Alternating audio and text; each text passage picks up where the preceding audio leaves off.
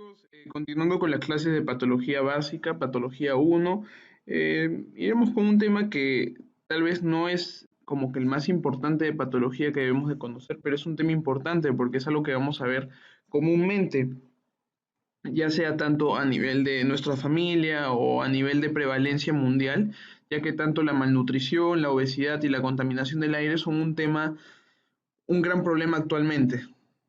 Entonces, lo primero que vamos a hablar es acerca de la contaminación ambiental, ¿no?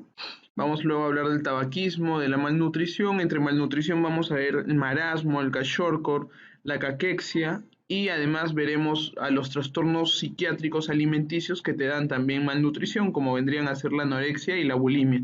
Y finalmente y brevemente tocaremos algo acerca de la obesidad. Primero hablaremos de la contaminación ambiental. Definirla no es complicado, ¿no? Porque es un fenómeno que es causado por el acúmulo de sustancias tóxicas en el medio ambiente y principalmente estas sustancias tóxicas que se acumulan en el aire que nosotros vamos a respirar son producidas justamente por nosotros mismos, por los seres humanos, ¿no? Debido a un mal control y malas políticas con respecto a lo que vendría a ser eliminación de desechos tóxicos, estas sustancias se han ido acumulando poco a poco, gradualmente, hasta que ya ha llegado en algunos lugares del planeta, han llegado ya a ser altamente tóxicas, ¿no? Su concentración ya está demasiado elevada y ya no permite una vida saludable dentro de esos lugares, ¿no? Entonces, principalmente cuando hablamos de contaminación ambiental, ustedes tienen de saber que es un fenómeno donde va a haber acúmulo de sustancias altamente tóxicas en el medio ambiente, en el medio que nos rodea, que principalmente han sido producidas, ¿no?, por los seres humanos. Y vamos a dividir la contaminación del medio ambiente en dos sectores. En contaminación del aire externo, que acá lo he definido como contaminación del aire de la calle, del medio externo, no de nuestra casa o de algún lugar cerrado, sino del medio externo. Y lo que tenemos que entender es que la contaminación del aire externo principalmente tiene afección a nivel pulmonar. Eso es importante. Las sustancias tóxicas que contaminan el aire externo principalmente afectan a nuestros pulmones de manera morfológica y de manera funcional. Entonces acá le he puesto, según el libro, no hay tres principales afecciones por parte de estas sustancias tóxicas hacia los pulmones, que son la disminución de la función pulmonar, la disminución de la limpieza mucociliar y el aumento de la reactividad pulmonar. Entonces, lo más importante, porque estas dos son parte de la función pulmonar, lo más importante que entiendan es que la limpieza mucociliar es una función pulmonar que sirve para eliminar todos esos desechos que ingresan, ¿no?, vía las vías respiratorias, ya sea oral o nasal, pero ingresan hacia nuestro tracto respiratorio, sea tráquea, sea bronquios, y gracias al epitelio, ¿no?, el epitelio va a tener una capa mucosa y va a tener estas células ciliadas que lo primero que hacen es que si entra eh, una partícula irritante o nociva para nosotros o un agente bacteriano, lo primero que hacen es secretar moco y el moco atrapa esta partícula. Y luego los cilios de estas células ciliadas van a hacer que esta partícula o este agente nocivo sea retrógradamente llevado hacia afuera de nuestro cuerpo. Lo que pasa aquí es que gracias a la contaminación del aire externo, estas sustancias tóxicas van a disminuir esta limpieza, por lo tanto todas las impurezas que nosotros inhalemos, todos los agentes tóxicos y agentes bacterianos que inhalemos se van a quedar en nuestro aparato respiratorio y eso nos puede llevar a enfermedades como infecciones respiratorias, de repente POC y de repente distintos tipos de cáncer, ¿no? Y luego el aumento de la reactividad pulmonar también es un problema porque un epitelio reactivo es aquel epitelio que se va a inflamar rápidamente y de manera desproporcionada al estímulo que ha recibido. Entonces, gracias a estas sustancias tóxicas, tu epitelio alveolar, tu epitelio bronquial, va a inflamarse muy rápidamente y de manera desproporcionada, lo que te puede causar otro tipo de reacciones alérgicas como asma alérgica, de repente también EPOC, enfisema, insuficiencia respiratoria aguda, etcétera, ¿no? Y hay distintas sustancias que van a contaminar el aire externo. La primera de la que vamos a hablar es el ozono también conocido como O3, ¿no? Y el ozono, lo que debemos de saber de él en generalidades es esto.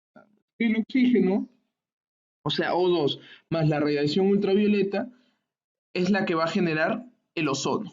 Y el ozono se puede ubicar a nivel de todas las atmósferas terrestres, principalmente la estratosfera, que es, ustedes dirán, ozono es un contaminante, pero nosotros siempre nos hablan de la capa de ozono, que nos protege. Esa es su función principal a nivel de la estratosfera. En la estratosfera el ozono funciona como una capa reflectora que evita que la radiación llegue directamente a nosotros y así evitar pues enfermedades como cáncer de piel. Pero a nivel de la troposfera, que es la capa que está más proximal a la Tierra, ¿ya? El depósito de ozono es altamente tóxico. ¿Por qué? Porque el ozono, a nivel de nuestro cuerpo, lo que va a producir es la liberación de radicales libres.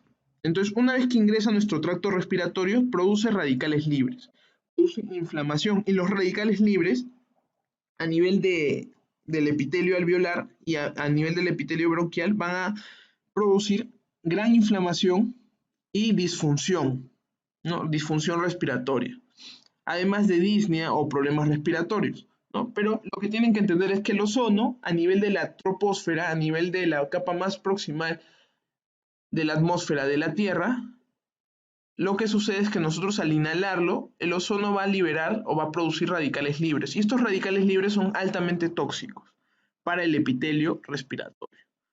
Además, así también los radicales libres son totalmente tóxicos para cualquier célula de nuestro cuerpo. Pero en este caso, como está ingresando por la vía respiratoria, sucede, ¿no?, la inflamación y la disfunción respiratoria. Además, ¿qué otro componente o contaminante del aire externo tenemos? El dióxido de azufre, ¿no?, que es producido a partir de la combustión de carbón y petróleo, el fundido de cobre, la fabricación de papel, etc. Como les decía, principalmente la contaminación del ambiente es producida por desechos que el mismo ser humano ha desarrollado. Y lo que tenemos que entender es que el dióxido de azufre se puede convertir, ¿no?, una vez ya en el medio ambiente, en ácido sulfúrico o trióxido de azufre. Y el problema con estas dos sustancias es que son altamente irritantes para las vías respiratorias. Entonces, una vez que nosotros los inhalamos, irritan nuestras vías respiratorias de tal manera que si son ácido sulfúrico pueden causar hasta quemaduras en la mucosa respiratoria. Luego nos llevan a presentar disnea, que es una dificultad respiratoria que el paciente te va a decir que lo percibe como una sensación de falta de aire o de ahogamiento, ¿no? Y además también va a haber hiperreactividad, que en la diapositiva de introducción les expliqué que el aumento de la reactividad va a causar una inflamación desproporcionada a los estímulos que recibe el epitelio respiratorio, lo que va a llevar pues a una inflamación, pero una inflamación demasiado exagerada, es como una alergia. ¿Qué más tenemos? El hollín. El hollín es importante porque en realidad son desechos que se producen a partir de la combustión de carbón, petróleo o gasolina, pero estos desechos forman parte del carbón, del petróleo y la gasolina, pero en partículas muy pequeñas. Y acá viene el tema y la fija que deben de aprender siempre.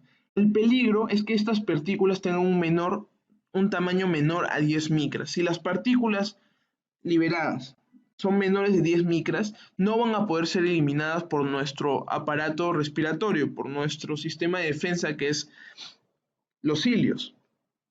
¿Ya? El transporte mucociliar no lo va a poder eliminar porque son demasiado pequeñas y se van a almacenar en el epitelio. Pero como son sustancias extrañas para nuestro epitelio, lo que va a generar es una reacción inflamatoria y esta reacción inflamatoria va a llamar tanto a neutrófilos como a macrófagos. Entonces los neutrófilos y los macrófagos van a ir a la carga y van a fagocitar estas partículas.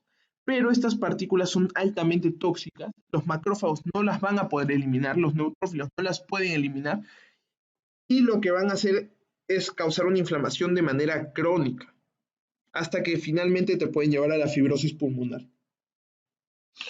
Luego tenemos el monóxido de carbono. El monóxido de carbono lo escuchamos siempre y el ejemplo más puntual que les puedo poner es el humo que se produce por la combustión de combustible a nivel del motor de los autos, ¿no?, que es eliminada por el tubo de escape.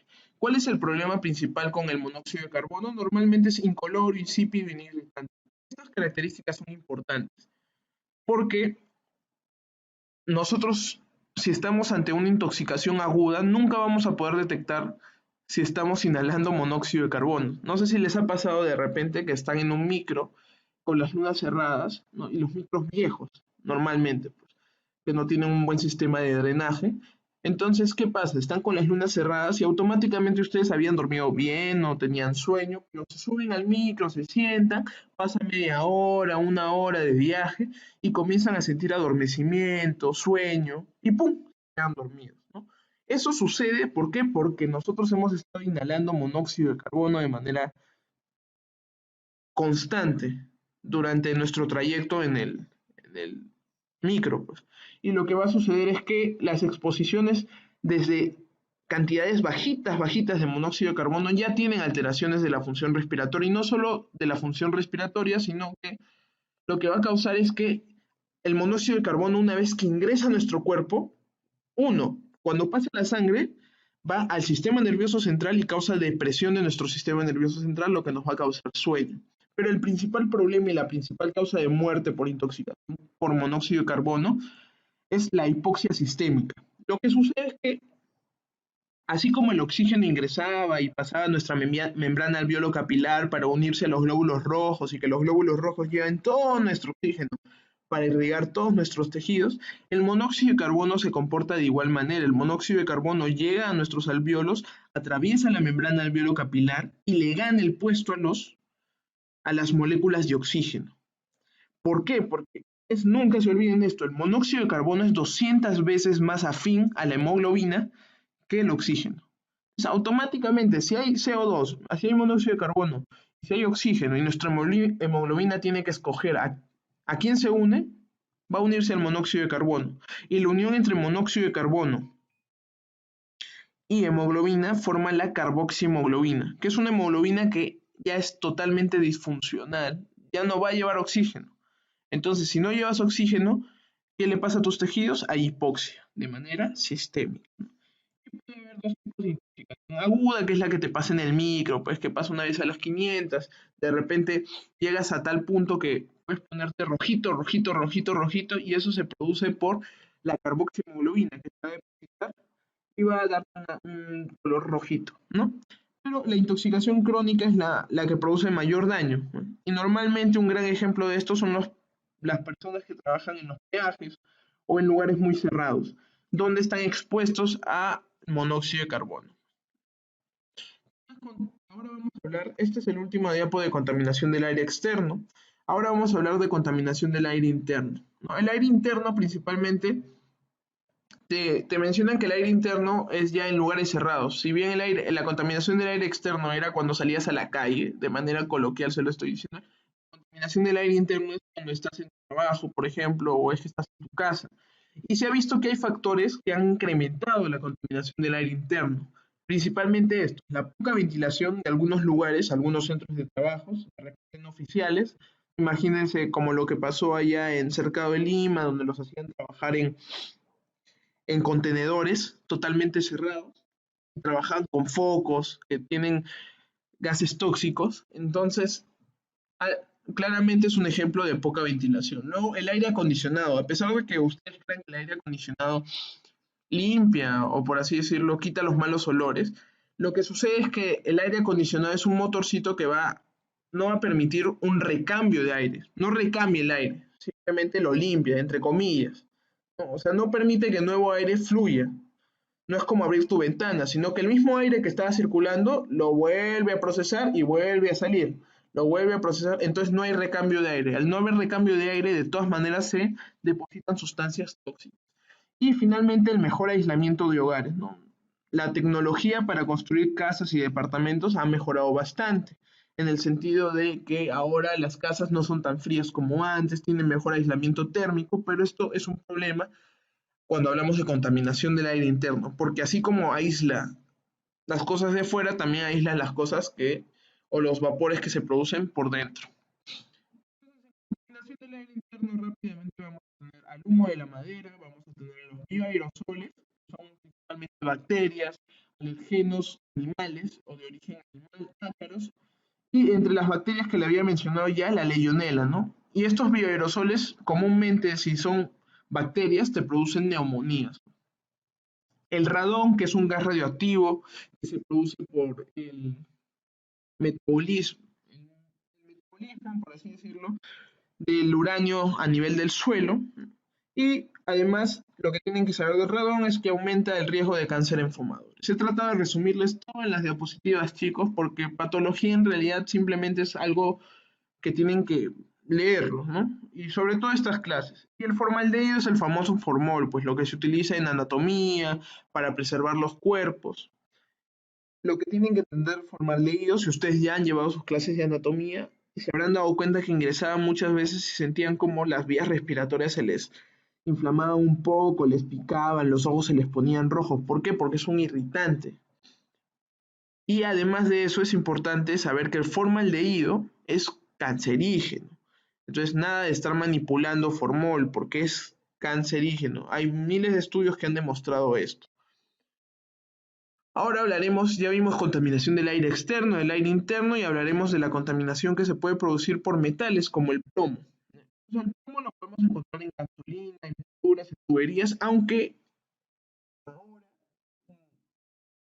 el Estado ha dado mejores leyes para justamente supervisar y evitar que el plomo esté en contacto con los trabajadores o con las personas, ¿no? Porque antes también se utilizaba en juguetes. Para la pintura que utilizabas en juguetes era pintura con plomo, carritos, de repente Hot Wheels, todas esas cosas. Hace muchos años eran con plomo. ¿Y qué pasaba? El bebé o el niño muchas veces se mete las cosas a la boca y se intoxicaba. Y el plomo es altamente tóxico. Una vez que ingresa a nuestro organismo, ya sea por agua, por digestión, es neurotóxico. ¿Por qué? Porque altera la homeostasis del calcio y como ustedes saben, el calcio a nivel del sistema nervioso central activa la liberación de algunos neurotransmisores, de los gránulos que contienen a los neurotransmisores. Al inhibir la homeostasis del calcio, a evitar que se absorba calcio y que se reabsorba a nivel renal o que de repente se libere a la sangre, esto evita a su vez la liberación de los neurotransmisores y entras en un estado de depresión del sistema nervioso central. Además, produce anemia microcítica. ¿Por qué produce anemia? Porque altera o inhibe la enzima que produce el grupo hemo.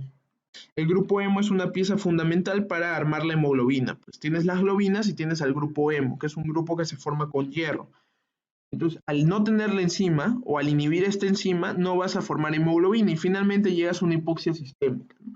También altera la formación de hueso y causa dolor de estómago a nivel estomacal y diarreas.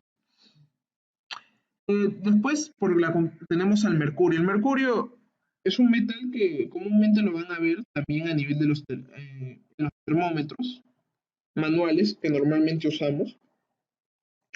Y es muy peligroso, por eso no deben dejar que un niño se acerque al termómetro y lo muerda o lo manipule, ¿ya? Entonces, ¿dónde lo vamos a encontrar comúnmente? Les digo, pescados contaminados con metilmercurio o amalgamas dentales, que es mucho más común. Las amalgamas con mercurio ya se dejaron de usar, pero hace 20 años, 30 años atrás sí se usaban amalgamas dentales. Cuando una persona tenía caries, ¿no? Y se le hacía todo un proceso dental, se le colocaba o se sellaba el lugar trabajado con mercurio. Pero ¿qué pasaba? Que esta mezcla, porque no es solamente mercurio, pues era una mezcla de ciertos metales, pero también contenía mercurio. Con el pasar de los años se ha visto que libera gases y estos gases tóxicos liberan mercurio, pues, y la persona se intoxica. ¿El mercurio qué es? Neurotóxico. ¿Por qué? Porque el mercurio es liposoluble, atraviesa la barrera hematoencefálica y atraviesa la barrera hematoencefálica y genera depresión del sistema nervioso central. Luego hablaremos del arsénico. El arsénico es altamente tóxico y recientemente han habido casos de contaminación en agua por arsénico. Entonces, ustedes tienen que saber que es tritóxico, así se le dice. El arsénico es un componente tritóxico que normalmente se puede encontrar en suelo y agua, si es que no se tienen las medidas adecuadas de limpieza. Y estas medidas de limpieza no son para nosotros, no es lavarnos las manos, sino es para las plantas que procesan el agua. Imaginemos Edapal. Entonces, ¿dónde lo vamos a encontrar? En la naturaleza, suelo y agua.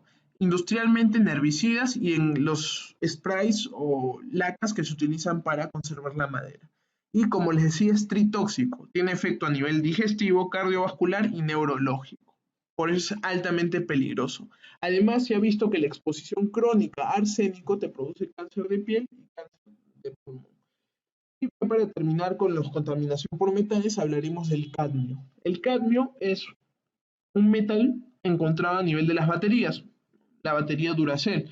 Se les llama baterías de níquel-cadmio, en la minería y en la galvanización. Y su efecto tóxico principalmente es la necrosis de macrófagos alveolares, por lo que estos pacientes tienden a sufrir, si es que tienen exposición crónica al cadmio, de POC, que es enfermedad pulmonar obstructiva crónica o fibrosis pulmonar, ¿no? Porque la necrosis de macrófagos finalmente es un proceso inflamatorio crónico. Luego también tienen alteraciones óseas porque hay una alteración del metabolismo del calcio, ¿no? Y estos huesos se vuelven muy frágiles. Y también hay lesiones del ADN celular. La ingestión de cadmio lesiona el ADN celular y la lesión de ADN celular a largo plazo llega o lleva al paciente a presentar cáncer, porque hay mutaciones.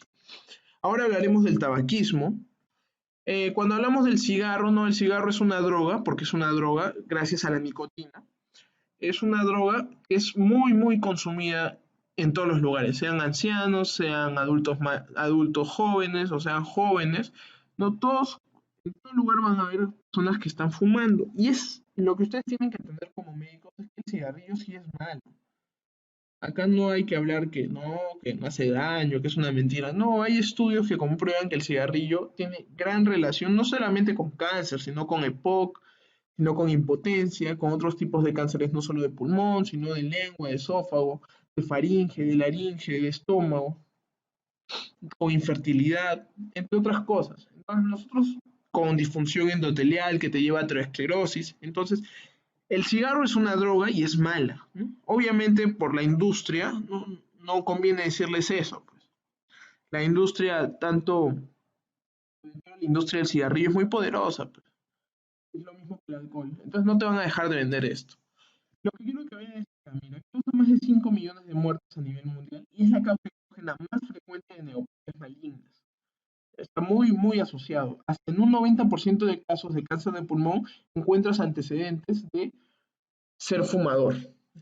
Es importante saber que el cigarro tiene múltiples, más de 4.000 sustancias químicas involucradas dentro de ese cigarrillo, pero se han identificado hasta ahora 60 sustancias y de estas 60 sustancias identificadas, estas son cancerígenas, ¿no? O sea, entre las 4.000 sustancias que tenemos en el cigarrillo, 60 se han identificado que son cancerígenas. En este momento, hace un par de años, hace como 10 años, solo eran 50. Ahora se saben que son 60. De acá más adelante de repente llegan a ser 100. Y acá tenemos pues la famosa nicotina, que, ¿no?, que es parte del tabaco normalmente. En la naturaleza la nicotina forma parte del tabaco y tiene acción a nivel del sistema nervioso central. Lo que hace la nicotina, aparte de ser adictiva, porque está comprobado que es adictiva, también activa a nivel del sistema nervioso central la vía de las catecolaminas y produce pues liberación de sustancias adrenérgicas, haciendo que el paciente tenga taquicardia, de repente sudores, ¿ya?, estreñimientos, etcétera. El tabaquismo y cáncer de pulmón han sido muy fuertemente asociados, ¿no? Y justamente el primer estudio que demostró esto, no me acuerdo el nombre, pero sí en doctores que fumaban, y se les evaluó por años, hasta que se vio justamente que había una relación, había asociación entre el fumar y el cáncer de pulmón. Entonces, entre los múltiples componentes de los más de 60 sustancias que son cancerígenas del cigarrillo, los hidrocarburos policíclicos y las nitrosamines son las que más se han asociado a mayor riesgo de cáncer tienen. Lo que tenemos que saber es que es dosis dependiente, ¿no? A más tú fumes, mientras más fumes, más riesgo vas a tener de tener cáncer de pulmón. Pero esto depende mucho también de los antecedentes familiares y la genética. Y además, el tabaco tiene acción sinérgica. ¿A qué me refiero? Que puede combinarse con más sustancias que pueden causarte cáncer. Por ejemplo, yo estoy fumando, a la vez, no sé, ingiero alcohol, a la vez me expongo a la radiación ultravioleta, a la vez eh, vivo en una zona altamente contaminada. El tabaco es sinérgico porque suma esos riesgos de cáncer y el paciente va a tener un altísimo riesgo de tener pues, una neoplasia. Entonces tiene acción sinérgica, ¿no? Y también causa, ¿qué? Cáncer de cavidad oral, no solo de pulmón, sino de esófago, de páncreas y de vejiga. Y acá les pongo en negrita el cáncer de laringe, porque el cáncer de laringe está más altamente asociado a los fumadores pasivos. Entonces, si tú fumas, si tienes un primo, vecino, amigo que no fuma, pero siempre anda contigo cuando fuma, deja de fumar con él, pues fuma tú solo. ¿Por qué? Porque a largo plazo él también está recibiendo todos estos componentes cancerígenos, uno, y además está más expuesto, tiene mayor riesgo que tú a hacer cáncer de laringe. Acá tenemos unas imágenes, ¿no? Un cáncer de cavidad oral, ¿no? De piso de boca, y acá tenemos un pulmón, pues, prácticamente maltratado, enfermo, producto del humo del tabaco, ¿no? Y el tabaco también se asocia a otras enfermedades, ¿no? ¿Por qué? Porque contiene sustancias inflamatorias, no solamente cancerígenas, sino también sustancias totalmente irritantes. El formaldehído está probado que también causa cáncer y también está en tu cigarro, ¿no? El fenol, los óxidos de nitrógenos, estas sustancias te irritan, te inflaman y causan una inflamación tracrobronquial crónica. Además, el tabaco, la nicotina y todas estas sustancias llegan al endotelio finalmente. Y una vez en el endotelio, dañan a nuestras células endoteliales, produciendo un fenómeno llamado disfunción endotelial. Y la disfunción endotelial al final te lleva a una aterosclerosis y a un infarto de miocardio agudo.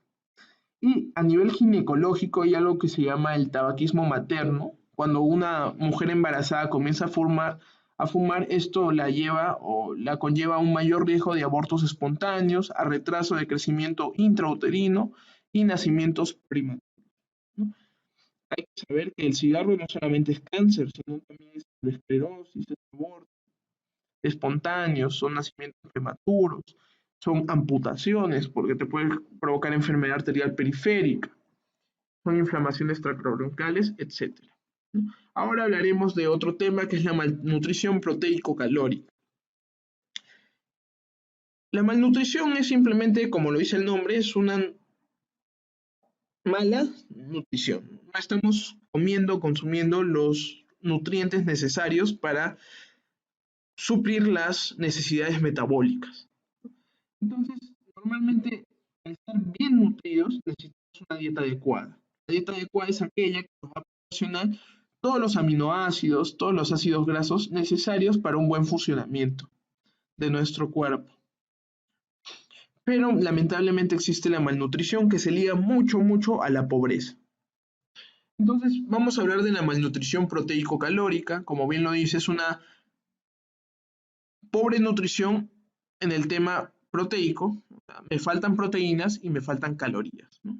¿Por qué? Porque yo puedo comer una dieta pobre en proteínas, pero rica en calorías. Por ejemplo, carbohidratos. Si yo como harto papa, si yo como harto choclo, de repente no estoy consumiendo muchas proteínas, como comer carne, huevo, pero estoy supliendo mi necesidad calórica. Este tipo de dieta, una malnutrición proteico-calórica, es el consumo inadecuado de proteínas, calorías, ya les dije, y las consecuencias que trae es pérdida de músculo, grasa y peso. ¿Por qué? Porque al no consumir los nutrientes necesarios para suplir o poder realizar todas nuestras funciones normalmente, nuestro cuerpo se comienza a consumir a sí mismo. Como ya no me estás dando los nutrientes que necesito, me consumo. ¿Y qué consume? La grasa, consume el músculo. Y finalmente esto, como consecuencia, trae la disminución del peso. Y objetivamente te dice que la malnutrición, podemos hablar de esta cuando el IMC o el índice de masa corporal está por debajo de 16 o el peso del paciente es menor en un 80% del esperado. Por ejemplo, si a los 30 años mi peso debe ser 100 kilogramos, este paciente tiene 80% menos del peso esperado, tiene 20 kilogramos. Y para llegar a concluir que tenemos una malnutrición proteico-calórica, siempre hay que evaluar no solamente estos antecedentes, la pobreza, sino el depósito de grasa, y los pliegues cutáneos, la masa muscular y las proteínas séricas, principalmente albúmina, ¿no? Ahora hablaremos de una malnutrición proteico-calórica llamada marasmo. En este tipo de desnutrición, en el marasmo, predomina la falta de calorías, ¿no? Por ende, si no estoy consumiendo nada calórico, tampoco estoy consumiendo proteína. Ya, pero principalmente quiero que entiendan esto. Acá no como absolutamente nada. Y este es el que más se liga a situaciones de pobreza extrema. ¿ya? Pero no estoy comiendo nada. El marasmo es un paciente que no come nada prácticamente. Y en el marasmo se afecta el compartimiento somático. ¿A qué me refiero con comportamiento somático? Cuando hablamos de proteínas en nuestro cuerpo, vamos a tener dos fuentes principales. El compartimiento somático, que involucra el músculo esquelético principalmente, y el compartimiento visceral, que es la zona de reserva de músculos, que principalmente está en órganos. ¿Y quién es el órgano principal de reserva de proteínas? El hígado. El marasmo se va a afectar el compartimiento somático, o sea que va a perder músculo esquelético. Nuestro paciente no va a tener músculo, va a comenzar a consumirse en todo su cuerpo, va a verse totalmente esquelético. ¿Ya? Eso es menos del 60% del promedio esperado según sexo y edad. Y las consecuencias que va a traer esta desnutrición proteica calórica va a ser anemia. Anemia porque la anemia es la disminución de glóbulos rojos. Y nosotros para formar glóbulos rojos, uno, necesitamos proteínas, dos, necesitamos hierro. Sin hierro no podemos formar glóbulos rojos. ¿Ya? Y no está comiendo el paciente. Entonces, si no come, no puede formar glóbulos rojos. Ahí está la anemia. Inmunodeficiencias. ¿Por qué? Porque como no estoy comiendo absolutamente nada, no están ingresando proteínas a mi cuerpo. Y una parte fundamental para el sistema inmune son las proteínas, los aminoácidos. Las inmunoglobulinas son proteínas. El sistema de complementos son proteínas. Si no tenemos proteínas, por lo tanto no tenemos defensas. Luego tenemos lipólisis por la caída de leptina. Lo que va a suceder en estos pacientes es que la leptina es la hormona de la saciedad. Cae la hormona de la saciedad porque obviamente no estoy consumiendo ningún alimento. Y automáticamente, como no suplo esa necesidad energética que tengo, nuestro cuerpo activa mecanismos para hacer lipólisis. O sea, no solamente estoy comiendo el músculo, sino también voy a comenzar a comerme la grasa. Comienzo a perder el músculo esquelético, porque comienzo a digerirme a mí mismo y hay retraso de crecimiento. Y acá tenemos un gráfico donde vemos a un niño muy flaquito, un niño que no va a comer. El cabello va a estar normal, ¿ya? Va a estar apático, irritable, su piel va a ser muy sequita, muy sensible, sus músculos no estarán presentes o no veremos prácticamente hueso en el niño, ¿no? Y tampoco tejido graso, ¿no? Y no va a haber edema. El que no hay edema quiere decir que aún la desnutrición no está muy avanzada, porque en este caso, como yo les he resaltado acá, el marasmo es principalmente calórico, aún hay proteínas y el compartimiento visceral, que es el de reserva, aún no está muy afectado, por lo tanto aún tiene proteínas en su cuerpo, por lo que su cabellito está bien, por lo que no hay edemas. En cambio, el kwashiorkor es una desnutrición proteico-calórica, pero principalmente es una desnutrición con falta de proteínas. ¿Dónde se va a afectar el compartimiento visceral? Porque puedo comer harto carbohidrato, puedo comer calorías, pero no como proteínas. Al no comer proteínas, lo que va a suceder es que todas mis reservas se van a agotar.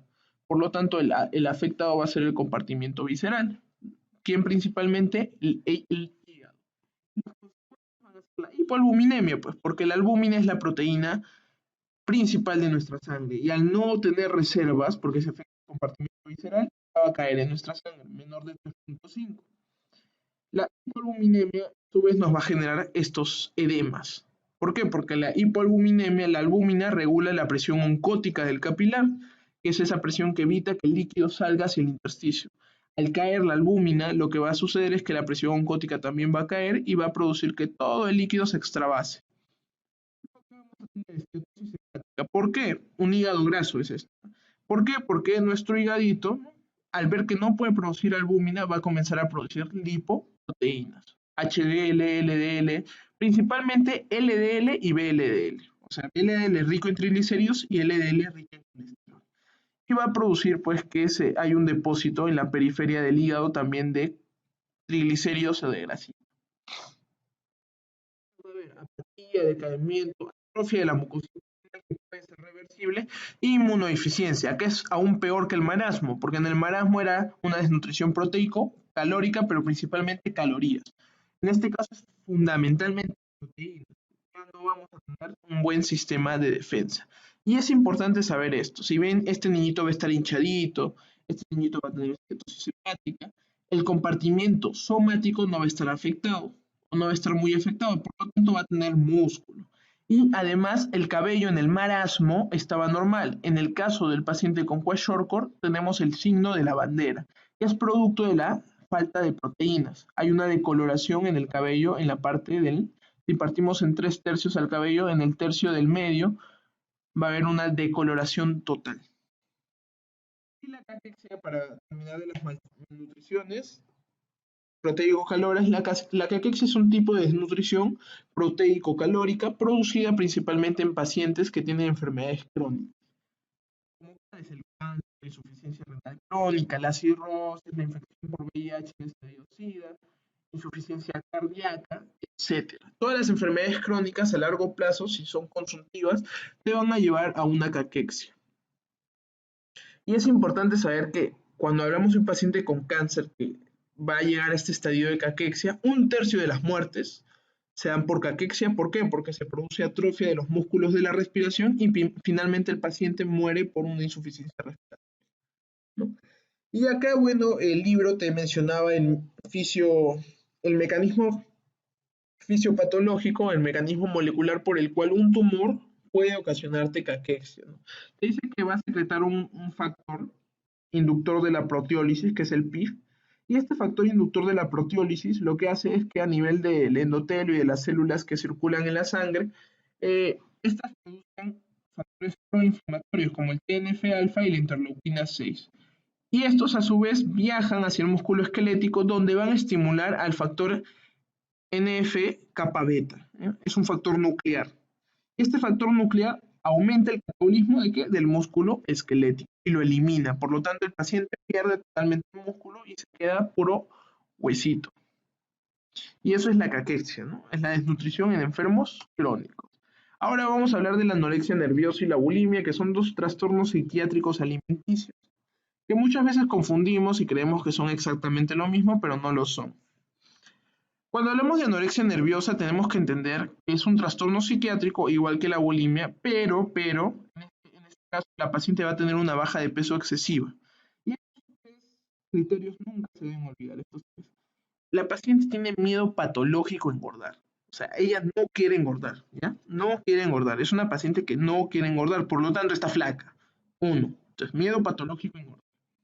Ella misma se restringe para ingerir alimentos. Ella no come.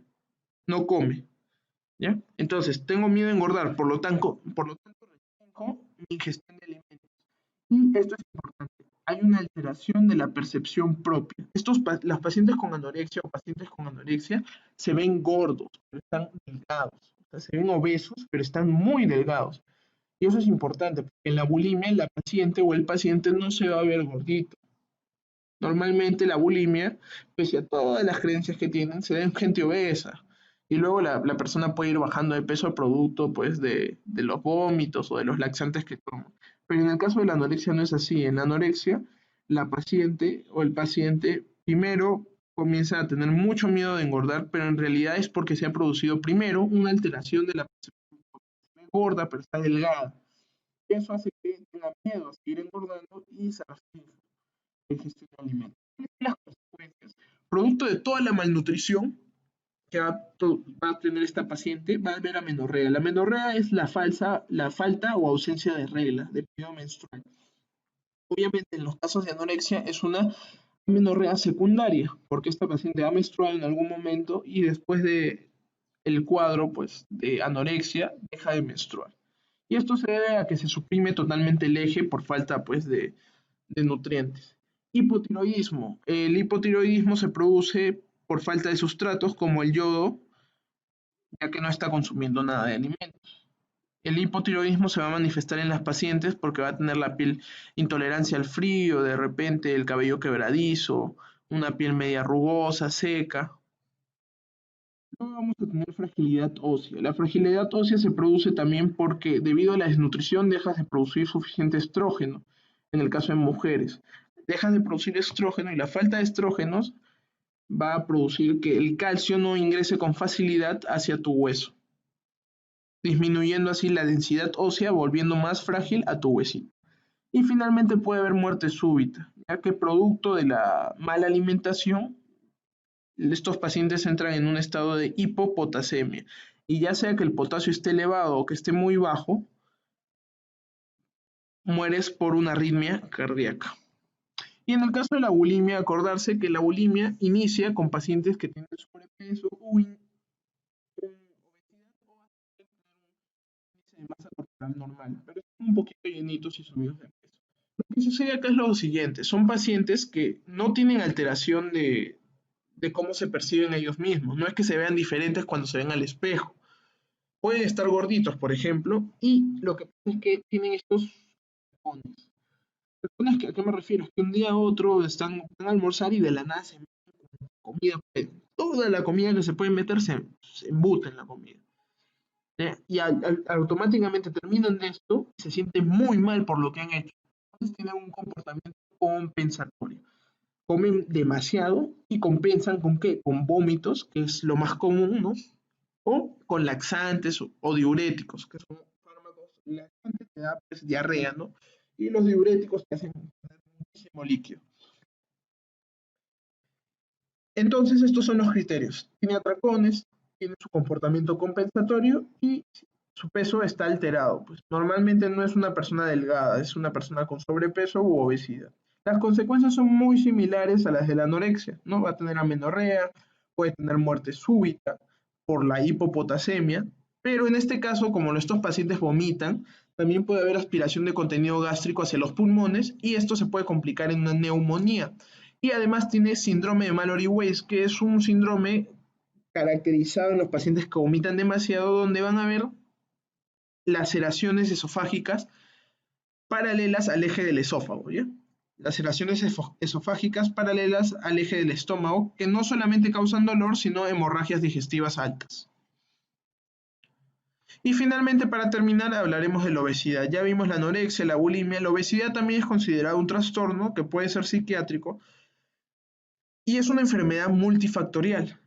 Y el problema con la obesidad no es solamente estético, sino que la obesidad nos conlleva o nos hace pacientes de riesgo para diversas enfermedades como cardiovasculares, diabetes, hipertensión arterial, etc. Entonces, en generalidades, a la obesidad la vamos a definir como un estado que es producto de un desequilibrio calórico, ¿no? Entonces, ingerimos más alimento o más calorías de las que vamos a utilizar a lo largo del día, ¿ya? Ingerimos más calorías de las que utilizamos a lo largo del día. Por eso hay un desequilibrio calórico. Y este exceso de calorías finalmente se deposita en nuestro cuerpo como grasita, como aumento de adipocitos. Y nos salen nuestros famosos rollitos. Esa es la obesidad. Objetivamente la obesidad se mide con el índice de masa corporal, ¿ya? Y el índice de masa corporal entre 25 a 30 es decir sobrepeso. Y si es mayor de 30 es obesidad, ¿no? Mayor de 35 obesidad tipo 2 y mayor de 40 obesidad tipo 3. Ahora, nosotros tenemos que entender que es un trastorno multifactorial, porque no solamente es cuestión, o sea, un paciente obeso, eso es lo que ustedes tienen que entender, no es fácil bajar de peso, ¿ya? No es fácil, ¿por qué? Porque es un trastorno multifactorial, es una cuestión muchas veces metabólica. Si bien uno está comiendo demasiado o en exceso, además de eso hay un factor genético muy importante que puede marcar cómo es que tú subes o bajas de peso. No sé si se han dado cuenta que siempre hay ese amigo flaquito que come un montón y nunca sube de peso. En cambio, hay algunos que comen un poquito y ya suben unos kilitos. Eso también es un problema, ¿no? Y por eso nosotros como médicos tenemos que enfocar no solamente en un paciente que solo come demasiado. No, no, es un paciente que hay ahí también algún factor de repente que está afectando, ¿no? El estrés, por ejemplo, en algunos pacientes los hace bajar de peso, a otros subir de peso. Y no es que coman mucho, sino que hay algunos mecanismos químicos que estimulan el hambre o pueden estimular la saciedad, ¿no? Que vamos a ver más adelante. Y es la puerta de entrada a diversas enfermedades como enfermedades cardiovasculares, hipertensión arterial o diabetes. Sí, simplemente, ya vieron que es obesidad, esto lo van a ver toda su vida, pero lo que quiero que graben acá es que cuál es la fisiología de los mecanismos reguladores del hambre y la saciedad. Lo que tienen que entender es que el centro de control o el centro regulador, ya sea de hambre o de saciedad, está en el hipotálamo. Y vamos a tener diversos mecanismos, diversas moléculas que van a estimular a nuestro hipotálamo para que les dé sed, para que le dé hambre o para que la persona ya tenga una sensación de saciedad. La más importante, la más importante molécula o hormona del hambre es la grelina. La grelina, liberada a nivel del estómago, las células estomacales o a nivel del páncreas, también se libera grelina, viaja hacia el hipotálamo, ¿no? Hacia el hipotálamo por el torrente sanguíneo, y lo que pasa es que entre el hipotálamo y las zonas que controlan el hambre y la saciedad está el núcleo 4. El núcleo 4 es como el dirigente. Llega la información al hipotálamo y el núcleo 4 es el que va a decir, ah, esta señal va para este lado, va para el centro de saciedad, y esta señal va para el centro del hambre, el centro de la alimentación. Y una vez que la grelina llega al hipotálamo, estimula el núcleo 4 a que active al centro de la alimentación, que se va a ubicar a nivel de la zona hipotalámica lateral, ¿no? Y a nivel de la zona hipotalámica lateral, pues se activa este centro y pues libera bastantes señales eferentes para estimular el hambre, ¿no? La grelina llega al núcleo 4 y hay unas neuronas que se llaman neuronas orexigénicas en realidad, orexigénicas, ¿ya? Orexigénicas. Entonces la grelina en el núcleo 4 estimula las neuronas orexigénicas que liberan el neuropéptido Y, y este neuropéptido Y viaja al centro de la alimentación y estimula el hambre. Por otro lado, cuando nosotros ingerimos alimentos normalmente, ¿no? O cuando estamos gorditos, ¿no? Se liberan estas hormonas o estas moléculas o estas sustancias, ¿ya? Como la insulina, que es liberada por la célula beta del páncreas, la leptina, el péptido YY y el GLP-1. La leptina es liberada por adipocitos y el estímulo principal no es el alimento, sino el exceso de tejido graso. La insulina es liberada por la célula beta del páncreas y su estímulo principal sí es la ingesta de alimento. El péptido YY y el GLP-1 son secretadas a nivel del tracto gastrointestinal por unos linfocitos especiales, los linfocitos L intestinales. Pero todos estos tienen la misma función, ¿no? Viajan al hipotálamo, llegan al núcleo 4, estimulan a las neuronas anorexigénicas o aroxígenas, pero anorexigénicas, y estas neuronas anorexigénicas automáticamente producen POMC, que es la propiomelaanocortina, y la propiomelaanocortina viaja al centro de la saciedad y, bueno, después de estimularlo, manda señales para que se produzca sensación de saciedad. ¿Cuál es la más importante? La leptina. La leptina tiene efecto crónico, ¿ya? Y se ha visto que en pacientes con obesidad muchas veces la leptina o los niveles normales de leptina están totalmente disminuidos. O se ha visto que la grelina está muy aumentada. Entonces también hay mecanismos hormonales, mecanismos bioquímicos que pueden hacer que una persona esté obesa, ¿no? Obviamente es una enfermedad multifactorial y eso hay que entender y tener claramente. Y finalmente, ¿cuáles son las consecuencias de la obesidad? Principalmente la obesidad es un factor de riesgo para la enfermedad cardiovascular. Nos puede llevar a sufrir de infartos. ¿Por qué? Porque es un estado protrombótico y proinflamatorio. Produce un estado protrombótico y proinflamatorio, la inflamación del endotelio y la formación de trombos, finalmente, si es que se produce a nivel de la arteria coronaria, nos lleva ¿a qué? A un infarto de miocardio. ¿Qué más? Dislipidemias también, ¿no? La mala alimentación puede producir, principalmente la alimentación, aumento de triglicéridos. Pero en estos pacientes yo les he dicho que es una enfermedad multifactorial y de repente a nivel hepático también tienen algunos mecanismos que no se regulan de manera adecuada, por lo tanto aumenta el colesterol LDL, pues, y disminuye el colesterol HDL. ¿Qué más? Hipertensión arterial, producto de que se puede generar disfunción endotelial.